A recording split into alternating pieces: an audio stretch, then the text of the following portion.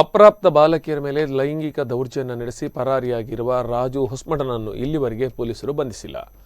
ಆರೋಪಿಯ ಬಂಧನಕ್ಕೆ ಒತ್ತಾಯಿಸಿ ನವೆಂಬರ್ 22ರಂದು ಪುತ್ತೂರು ಮಹಿಳಾ ಪೊಲೀಸ್ ಠಾಣೆಯ ಮುಂದೆ ದಲಿತ ಸಂಘಟನೆಗಳಿಂದ ಪ್ರತಿಭಟನೆ ನಡೆಯಲಿದೆ ಎಂದು ಕರ್ನಾಟಕ ರಾಜ್ಯ ದಲಿತ ಸಂಘರ್ಷ ಸಮಿತಿಯ ಜಿಲ್ಲಾ ಸಂಘಟನಾ ಸಮಿತಿಯ ಸಂಚಾಲಕ ಆನಂದ್ ಬೆಳ್ಳಾರೆ ತಿಳಿಸಿದ್ದಾರೆ.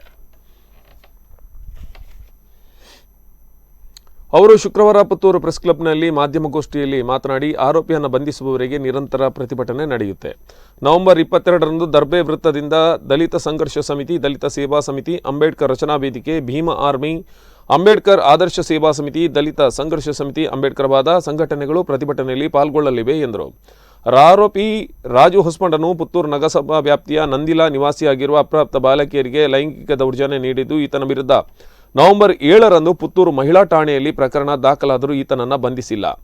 ಈತನನ್ನು ಬಂಧಿಸಲು ಪೊಲೀಸ್ ಇಲಾಖೆಗೆ ನವೆಂಬರ್ 21ರವರೆಗೆ ಗಡುವು ನೀಡಲಾಗಿದೆ ಎಂದರು.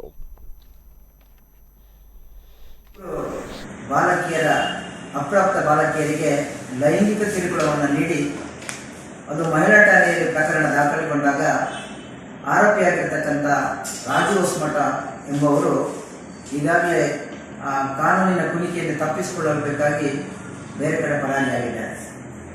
ಇಲ್ಲಿ ಒಂದು ಸಮುದಾಯದ ವಿರುದ್ಧ ಅಲ್ಲ, ಒಂದು ಮುಖಂಡನ ವಿರುದ್ಧ ಅಲ್ಲ, ಟೋಟಲ್ ಆಗಿ ನ್ಯಾಯದ ಪರವಾಗಿ ಮತ್ತು ಕಾನೂನಿನ ಪರವಾಗಿ ನಾವು ಹೋರಾಟ ಕೇಳಿದ್ದೇವೆ.